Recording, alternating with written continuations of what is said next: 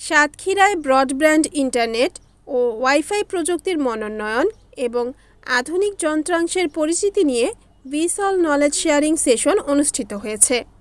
আজ 20 মে বুধবার দুপুর 1টায় সাতক্ষীরা নিউ মার্কেটস্থ আল বারাকা শপিং সেন্টারের দ্বিতীয় তলায় পিৎজা মিলন হলরুমে এই তথ্য ও জ্ঞানমূলক প্রশিক্ষণ সভাটি অনুষ্ঠিত হয়। অনুষ্ঠানটির সার্বিক সহযোগিতা ও সফল সঞ্চালনা করেন সাতক্ষীরার বিশিষ্ট ব্যবসায়ী এবং মিঠুন ইলেকট্রনিক্স এর প্রোপাইটর মোহাম্মদ ইসমাইল হোসেন।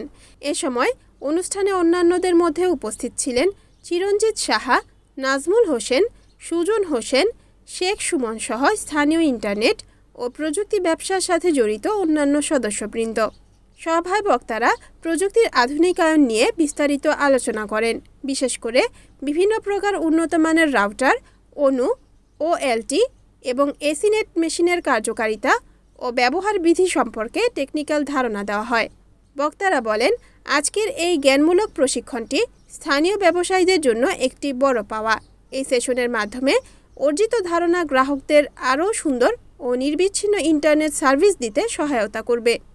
একই সাথে বক্তারা বাজারে থাকা নকল ও নিম্নমানের প্রোডাক্ট থেকে সবাইকে সতর্ক থাকার আহ্বান জানান এবং গ্রাহক সেবা নিশ্চিত করতে সঠিক ও আসল পণ্য ব্যবহারের ওপর জোর দেন।